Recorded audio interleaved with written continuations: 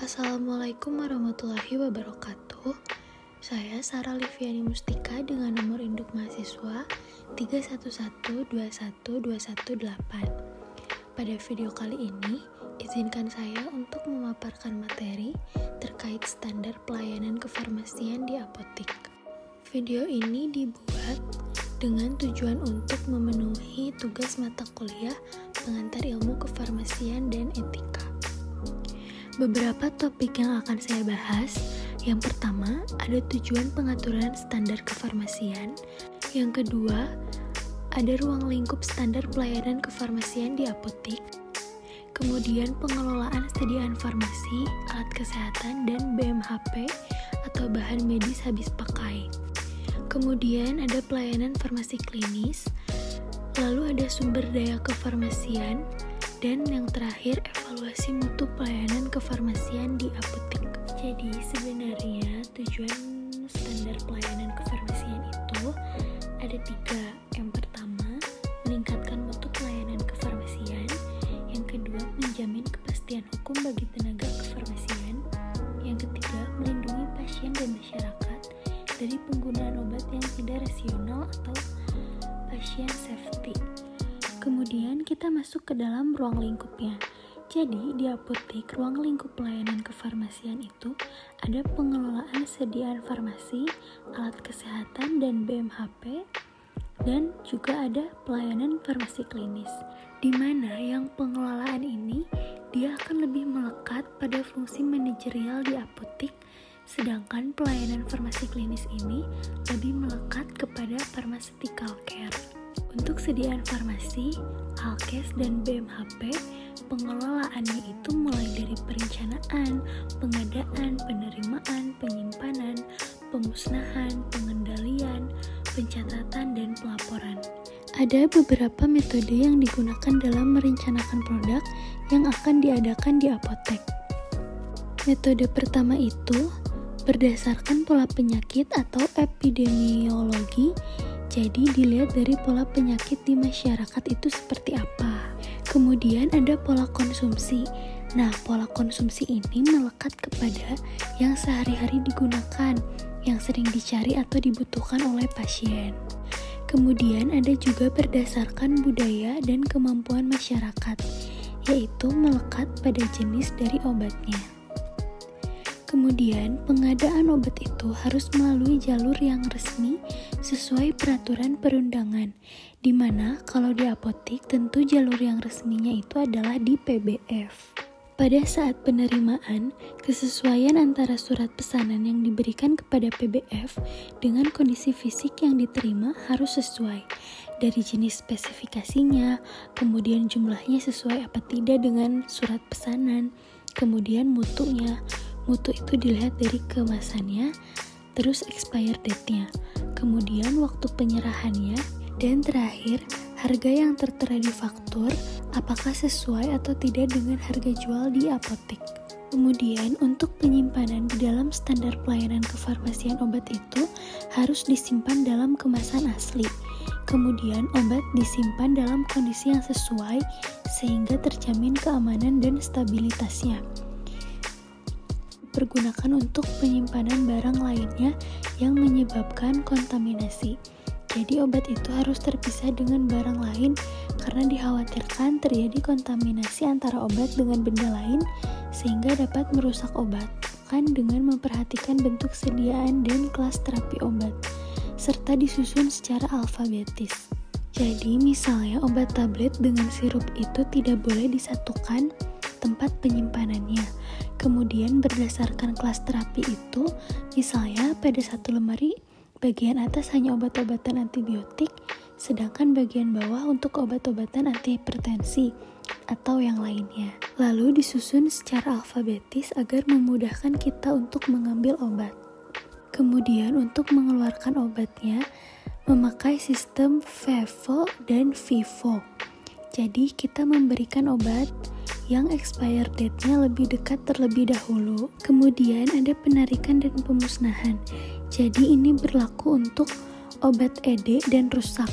Obat ini dimusnahkannya sesuai jenis dan bentuk sediaan. Untuk obat-obatan napsi atau narkotik psikotropik, pemusnahannya dilakukan apoteker dan disaksikan oleh Dinas Kesehatan Kabupaten atau Kota. Sedangkan untuk obat-obatan non-napsi dilakukan pemusnahannya oleh apoteker dan disaksikan cukup oleh tenaga kefarmasian lain.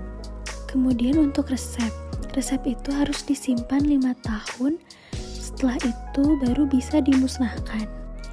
Yang ketiga, penarikan produk tidak memenuhi syarat atau TMS. Itu dilakukan pemusnahannya oleh pemilik izin edar atau produsen. Kemudian, ada tahap pengendalian. Nah, jadi kenapa sih harus dilakukan pengendalian? Pengendalian itu untuk menghindari terjadinya kelebihan, kekurangan, kekosongan, kerusakan, kadaluarsa, kehilangan, serta pengembalian pesanan. Nah, kemudian untuk dokumentasi itu dilakukan menggunakan kartu stok baik secara manual maupun elektronik. Kartu stok ini berisi nama obat, tanggal kadaluarsa, jumlah pemasukan, jumlah pengeluaran, dan sisa persediaan. Kemudian ada pencatatan dan pelaporan, di mana pencatatan ini dimulai dari pengadaan, penyimpanan, penyerahan, dan pencatatan lain sesuai kebutuhan. Kemudian pelaporan itu ada 2 macam. Yang pertama, pelaporan internal, biasanya menyangkut manajemen apotek itu sendiri. Dan yang kedua ada pelaporan eksternal. Itu seperti pelaporan napsi, narkotika psikotropik, dan pelaporan lainnya. Kemudian masuk kepada pelayanan farmasi klinis. Ada pengkajian dan pelayanan resep, dispensing, pelayanan informasi obat atau PIO, konseling, home pharmacy care, pemantauan terapi obat, dan monitoring efek samping obat atau MESO. Selanjutnya ada sumber daya kefarmasian. Nah, sumber daya kefarmasian ini cukup penting di apotek untuk menunjang pelayanan kefarmasian yang baik dan benar. Yang pertama ada sumber daya manusia. Jadi untuk tenaga kefarmasiannya itu diatur. Yang pertama administrasinya harus lengkap. Lalu menggunakan atribut praktik. Selanjutnya ada CPD. CPD ini biasanya dalam bentuk training atau workshop. Tujuannya untuk mengasah skill. Kemudian ada identifikasi kebutuhan pengembangan diri, biasanya melalui seminar atau pelajaran pengembangan ilmu yang berkelanjutan. Kemudian seorang farmasi harus patuh peraturan perundangan, sumpah, dan standar profesi.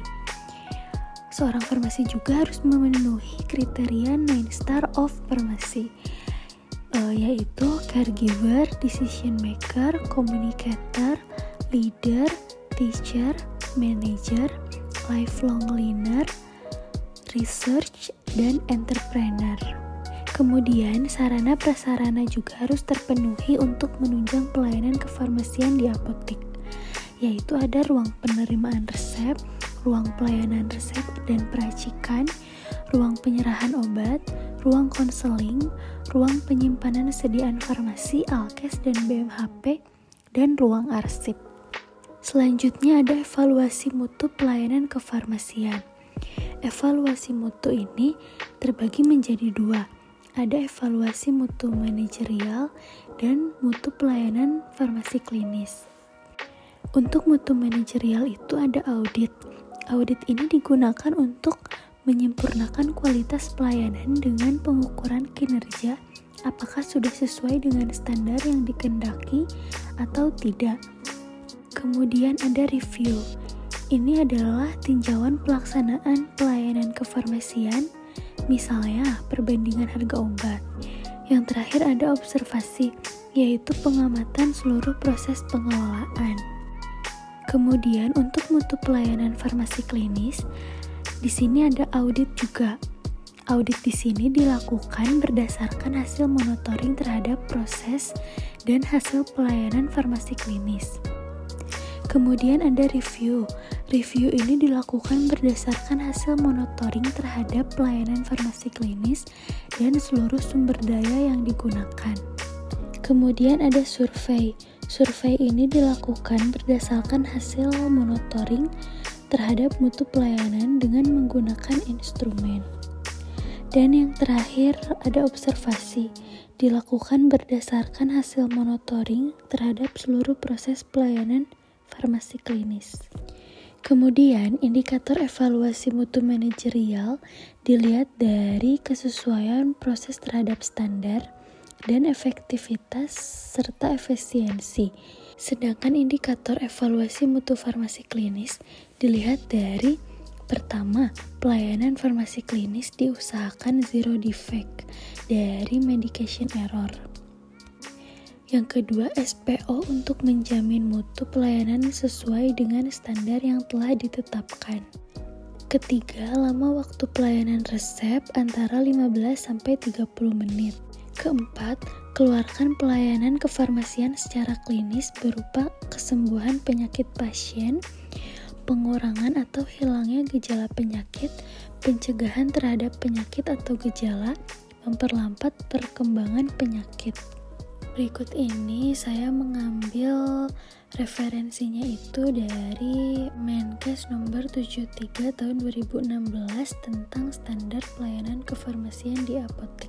Sekian pemaparan materi terkait pelayanan kefarmasian di apotek dari saya.